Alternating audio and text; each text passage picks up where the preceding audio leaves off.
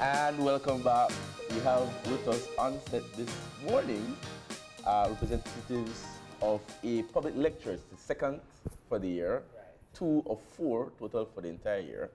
The University of the West Indies Open Campus Public Lecture, which is an interactive discussion.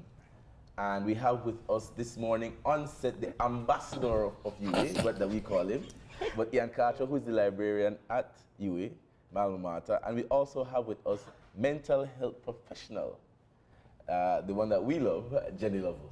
Good morning, guys. Morning. Good morning. You guys are here to talk to us about the upcoming lecture, Trauma and its Effect on Young People, which will be at the UWI Auditorium. Am I right? Tonight. Tonight. This Tonight. evening at This 5 evening. p.m. All right. And so that's when it happens, and now we're going to tell you why you want to be there.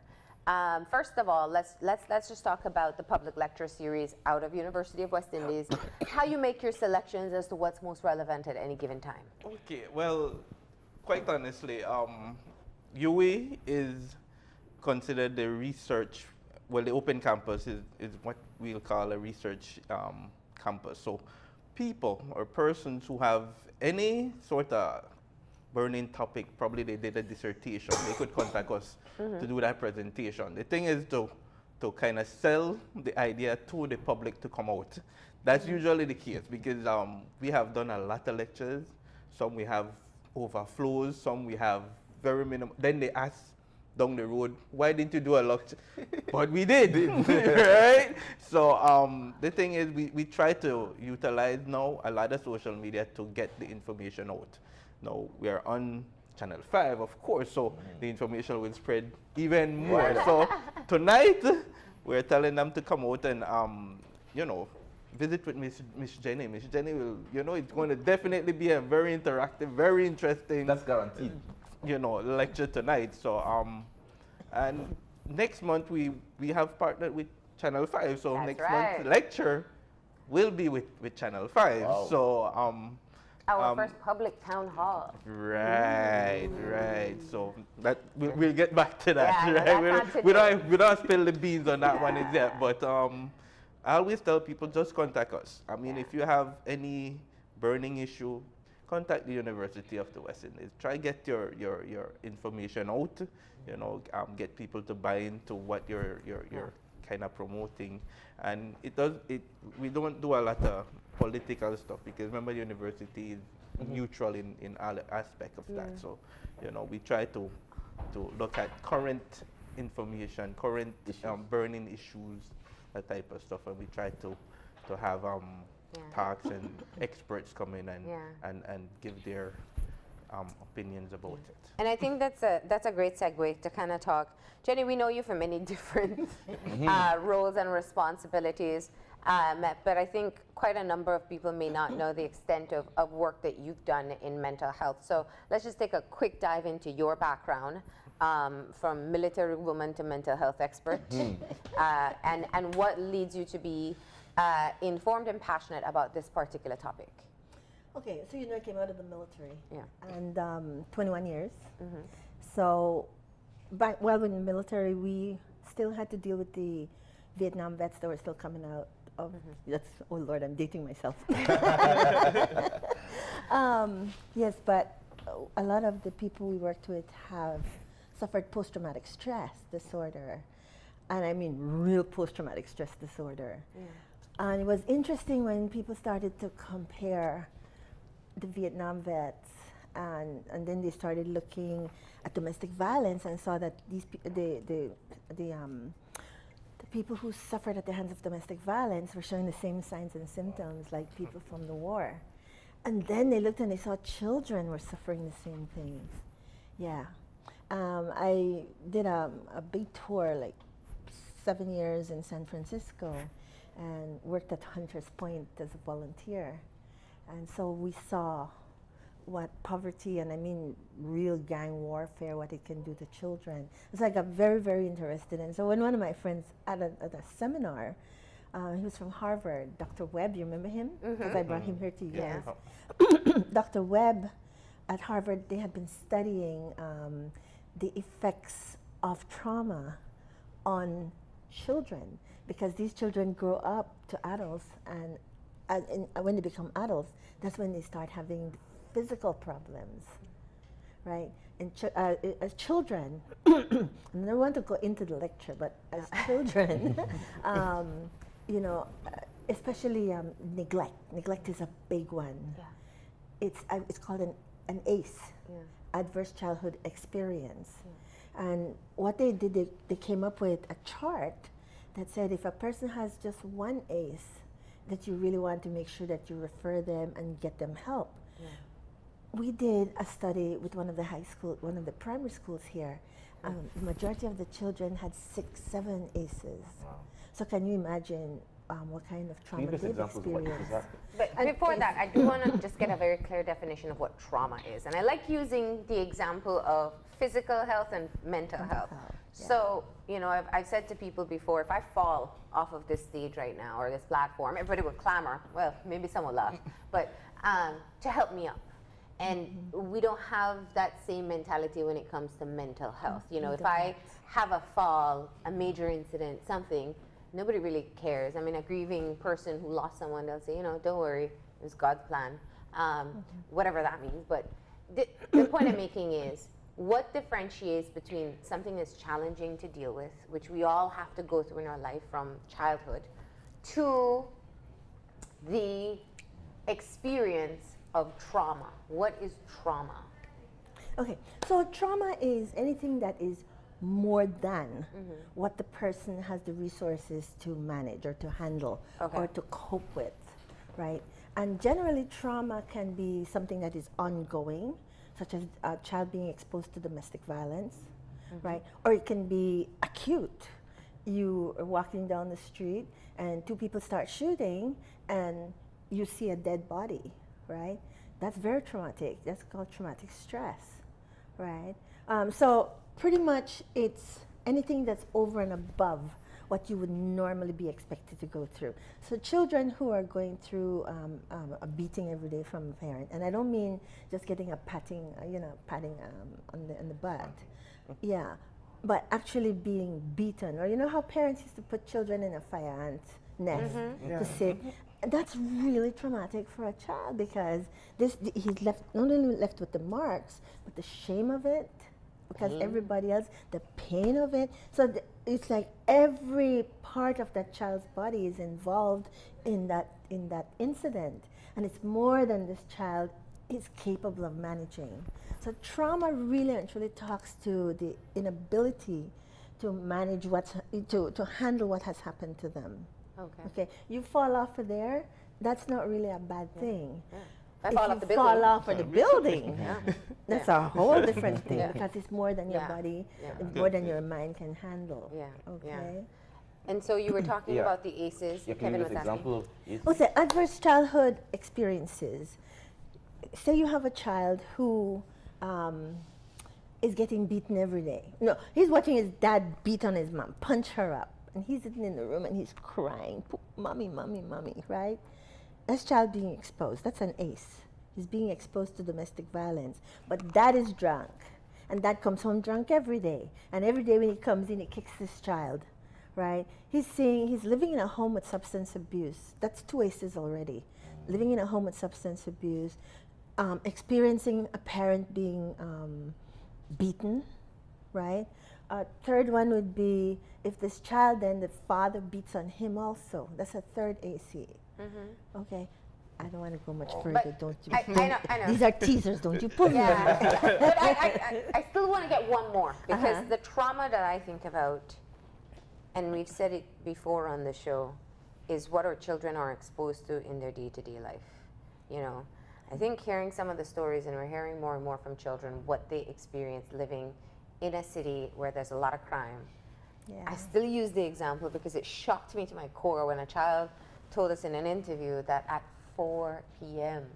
she locks up in the house. Her mother does not allow her to go out into the yard after 4 p.m. The sound of gunshots triggers a specific reaction, which is hide under your bed or in the closet. And the fear of what if my family member is walking home and caught in the gunfire. That's trauma. So it's like that child is living in Afghanistan. It's urban warfare. right? You see the children in Afghanistan would have the same reaction that our children have, in that you cannot come out, we don't want you out because it's not safe for you to be out there. So that's significant trauma.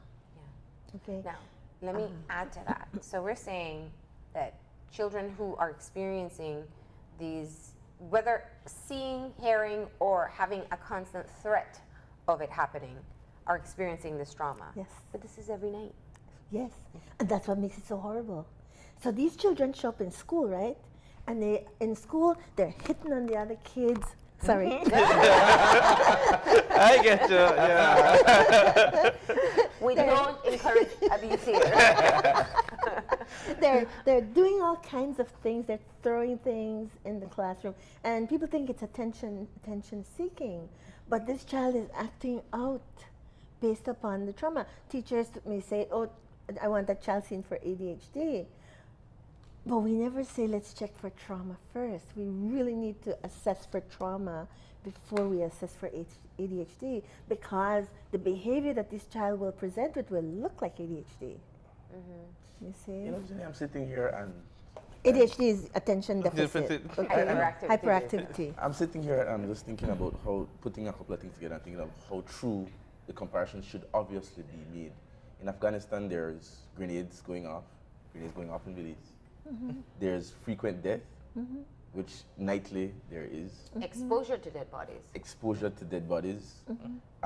You know, just simply the overall belief that things bad will happen shortly.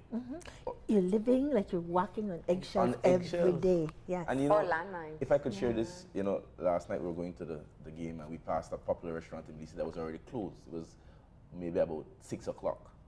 And my niece said, I was complaining that the restaurant's already closed. And my niece, who is in standard 5, he said, they're probably closed because there are lots of robberies.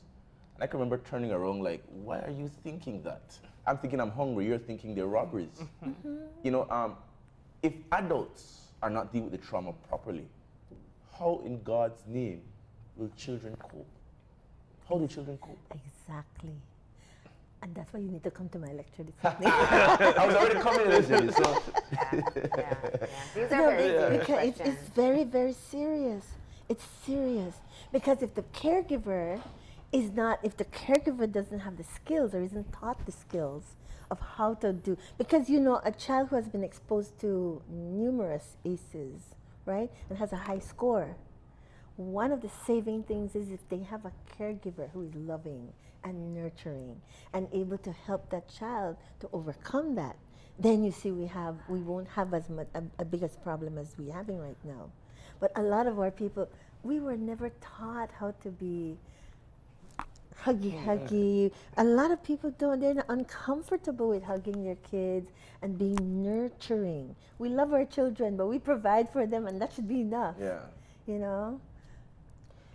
So, help us to understand. I know there is some research on this in Belize, and when Professor Webb was here, he spoke quite a bit. I remember being floored in the very same way, talking about this is the reality of our Belizean children. Yeah. That we are seeing the effects of continuous and consistent trauma.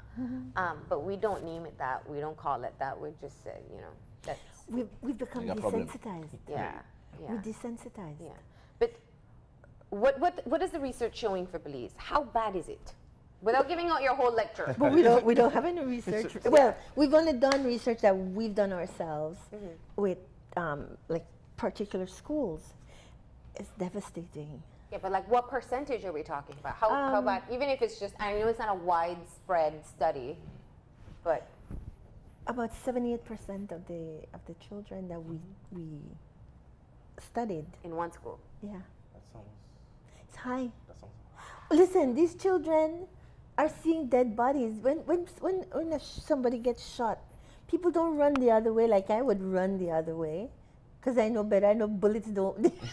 A bullet will keep coming, right? But people run towards it, and the children run with them, and so they're exposed to dead bodies sometimes on a weekly basis, a daily basis. They're exposed to there's neglect because there might be a single family home. and mom has to go out and work, and so the child is exposed to all kinds of things. We have children who come in who have been molested, they've been beaten. I mean, you're talking about you start counting all the adverse experiences, and it's like, oh my God, yeah. And Jenny? I was floored. I'm telling you, I was floored. This was just one school. Can you imagine if we went through and did this in all the schools here? What would happen? It would be traumatic. Yeah. I would be traumatized, I think. But can I, because I know one of the examples that keeps on revolving in people's heads is the recent suicide of the 7-year-old, I think it was. And everybody is so gasped by the sensationalism of who the young man is and what happened. Yeah. They're angry that they're angry. it's called a suicide or it's being perceived that way. But the why of it for me is more important. And what I look at when I saw the coverage, because it drew my attention, was where the child was living. And so for me, I'm not fooled. I know most people don't live in a huge house on the seafront, Seashore Drive. They don't, because 50% of the population is poor. But could you talk about the risk factor of poverty, how poverty is a traumatizing factor, if it is, on what we're seeing with the kids? Poverty in itself is trauma. Exactly. Is that And an ACE? Yeah. Okay. And as a matter of fact, a lot of our people are living below the poverty line. I work with another organization. I don't know if I'd be able to say their name, so I won't. But I work with another organization, and the children that we work with come from very poverty-stricken areas, and their ACEs are really high. Okay, I mean really, really high. And I think all the children that we have above 4 ACEs. Is there an average as to what I don't know if there's a normal child, but how much should a child be experiencing? I mean, because I just want to put it into perspective. Like, are we seeing 5 ACEs when on an average children should not be facing more than 1 or 2? Like, Hopefully they shouldn't be facing they any should of be them. facing 0, Right. and we're seeing a constant of 5. Right. So just living in, some of these kids just living in the conditions they are living in. No water, no running water, right? Bathrooms, they have to do their stuff in a plastic bag and send it out into the swamp. I mean, we're You know, there are talking people about who will abject watch this and poverty. say that you're exaggerating. I am not. No, I know that, but I have to say it because many Yeah. times we're in a situation, or I hear conversations, and I want to say, you know, you don't have to know the Belize that you live in, I live in. We have to know the Belize that everybody lives in. Reality. And there's a major difference that we Yeah. really want to close our eyes to. Yeah. People don't want to believe that there are people living with these conditions, but it's real. Yeah. It is real. And the thing is, what has happened, we are desensitized, and the people who are living through it, that's their survival mode. But what we want to talk about tonight is like, and I'm focusing on ACEs, but we're also going to talk about, later on, we'll talk about the brain, how the brain functions when it's under stress, you know? But the ACEs are very important because this is how people end up some years later. Well, that's what I wanted to ask. So what happens if you have PTSD coming out of a war? There are programs in place that you can try to get your life back on track and preserve what's left of it, because the trauma is so debilitating. Right. So if we have children, primary school age children, who have all these different boxes ticked off as to how severe the challenges are in their life, but we don't have individual primary school counselors at the schools. Right. And I know they're working on it, so I'll give them credit, but we still don't have it. We don't have the type of programs to rehabilitate or teach them coping mechanisms in all schools. So what happens if I have 10 of these boxes ticked off and I'm just continuing every single day? What happens when I turn 15? What are we seeing? And I know I'm asking rhetorical questions, but I have to ask you as the expert. Like, Marlene, we're seeing it now where we have children who are literally taking up the gun and taking matters into their own hands. And these kids scare because a lot of times they have no compassion because they were exposed to things so early they never had the ability or the time or the place to learn about compassion. But Jenny, nobody, can I just add this here? I hate using this example, but it just always hurts me to say it. But when a child is shot in her bed, sleeping with her parents, and we find out, just, had maybe a wonderful meal, went down, resting, peaceful sleep. And she's killed in her sleep by some gunman who knew that there was a child in this house. And then you come back to me, you tell me that person was 15 years old. It's hard for any person, or let me just use myself, it's hard for me to think, well, I wonder what aces that 15-year-old was. But listen to me, that child has no remorse because that child never was able to even experience that. That's the scary part. That's why we need to intervene. That's why the government needs to intervene now when they're little. Because those kids have no remorse. Because they have no feeling. That's the reality. That's like a juvenile It's scary. sociopath. Yeah, it's what we call conduct disordered. That's why we need to intervene early. Give me some good news now because You asked the question. I need a couple. No, but I remember seeing your presentation on this before. What does the public? Because we don't want to see children killed. We don't want to see the level of crime that we're seeing, and many times we just think very punitive. Let's lock them all up. Let's put them in jail. Let's find them, hunt them down. That's as not the answer, because perpetrators. you know what'll happen? They'll go to the university and they learn how to become better killers. The prison. Yeah, that's not the answer. The answer is really and truly we have to start working with parents very early. We have to start teaching parents about empathy.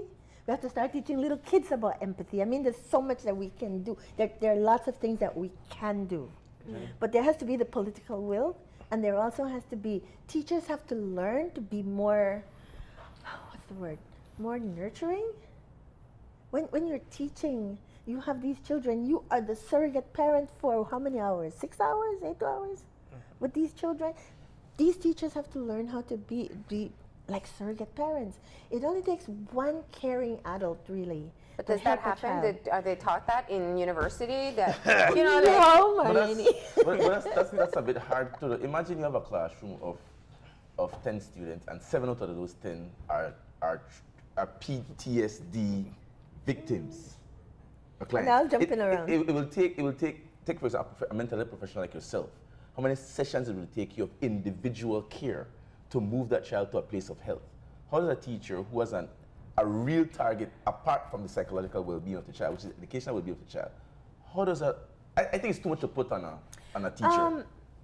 See, the thing is that I guess because I see walking through the schools, I see so many teachers that are yelling at kids and screaming at kids, and because they're put in a situation where they're put in a situation where they're built to lose.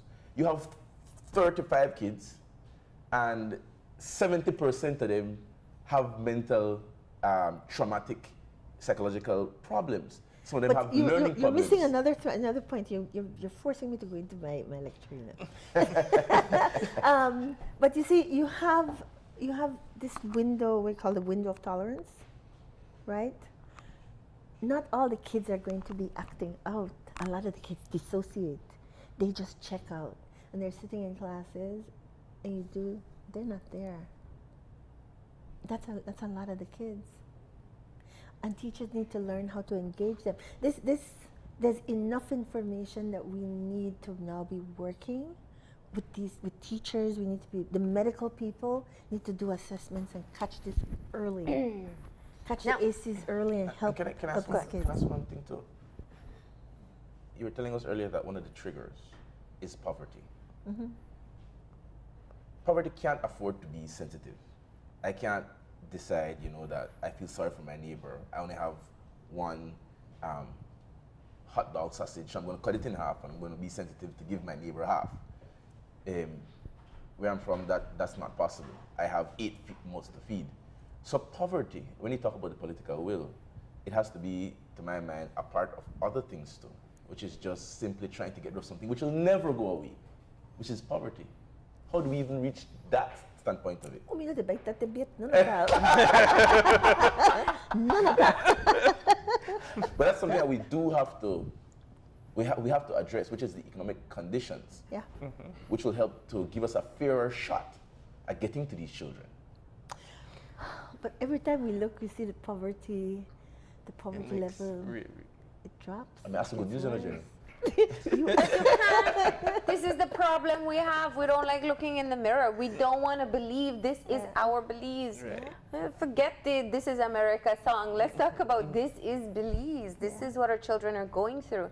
But there is, and it seems to me, because I'm seeing more and more articles on it, a focus in looking at treating trauma in children. In other words, you don't want to wait till You don't wait till they're older. lingering Right. effects. Right. Catch it young. You want to intervene as early as possible. Exactly. And you're talking even, and it really puts it into perspective, from primary school, lower primary school ages. Yeah. What is the best time? When should you be reaching out and ensuring that this child receives some kind of trauma-based therapy or assistance, or what are we talking about? One of the articles that I read, this doctor was talking to a mother. She did the ACE, and they don't ask them which ACE the child has. It's just to put down my child. Looking at this, my child has 3 ACEs, right? 3, we need to intervene immediately. We want to do some referrals, etc. She filled one out for her 2-year-old that had 7. Yes, the mother, 7, 2 years old, right? The child was losing weight, failure to thrive. She kept losing weight and losing weight. And so they intervened right away. But this was done. This was caught by the medical professionals, right? Across the board, everybody has to get involved in doing assessments, just checking. And it's a real. They've got a real short protocol that you can look at. Medical professionals, mental health professionals, teachers, everyone has to get serious about this. Let's start young. We don't want to wait until the person is now getting diabetes at 40 years old or 35 years old to intervene. Or we don't want to wait until they pick up a gun to go and intervene. We want to intervene when they're little. Isn't there also research that shows that high levels of trauma in your childhood not only leads to the type of behaviors we're talking about, but health conditions, like heart disease, cancer? Exactly. I said that earlier. Yeah. It leads to all of those. Jenny, can I ask this before you? So we can't get all the things. We can't get all. We can't get all. But now I want it. and it surely is so interesting. I'm really hoping, as Mr. Cacho said, that there are going to be people. You're going to have to put it outside that. I hope parents come. I want parents to come. Come out. But my issue is that when I heard about the death of the 7-year-old. Yeah. However it happened. Yeah. I was a bit concerned for another reason. I was shocked that it came from a village. Because it must mean that the child must be a representative of bigger trauma going on in the entire region or the entire community. And I don't see, when you talk about the political will, I don't see the authorities that be say, man, if there is one case that went this bad, there's a scale. So let's put in some mechanism. Let's see if we put in community workers. Let's see if we can put in psychologists to go and see what's happening there. So that's one. But then the other thing too is I realized that when we talk about suicides, the ones that I remember, that one from somewhere outside of Belize City, where most of the trauma, the civil war that Dr. Gill was telling about is happening. But that one happened there. And then the other place that we've been having a lot of incidences of young people with suicide is Cacho, which is again outside of Belize City. Well, highly religious. Highly religious. I'm wondering, are the youths in Belize City coping a little bit better? I'm looking for some good news, Jenny. Yeah. You're not going to get any. But not only that, the suicides that you know of are only the ones that are reported. There are many more Yeah. that we don't report in I'm the really not going to media. get good news this morning from nobody. Hold up the mirror. It's a call to action. Yeah. It's a call to action. We all have a role to play. All of us. Let me- Parents, neighbors. Go ahead. Sorry. I want to give you that space, but let me just get Ian to give us the details about the lecture tonight, because you've given us a lot, but there's obviously a lot more to hear. Right. Yeah. So it's tonight at the auditorium, UWI Auditorium in Princess Margaret Drive. You can't miss the building. It's not tonight. It's 5 o'clock. This 5 evening. o'clock this evening. 5 o'clock, Right after right. So we try to have it early so people could come out. You know what? You're too late tonight, right? So it's early, 5 to, we're going probably hour and a half to max, right? So you could get home by 7, hopefully. And there's opportunities for questions. The floor will be Definitely. Yeah. This Just Jenny, have fun. this Jenny will be answering questions, right? So come with the questions, come with your notebook. Yeah. You know, it's time to be in a classroom, Yeah. basically. And be inspired for ideas to be a part of the change. Jenny, one of the Yes. most important questions I have to ask you, because it's what I think we probably need to ask ourselves. Is it too late? Yeah. For the children who are with these several boxes ticked off of trauma. No, Marlene, because we work with them. We are working with a lot of them now. We see massive changes. We work with the parents, right? We get the parents to come in and we start, and they're always amazed about how the kids respond.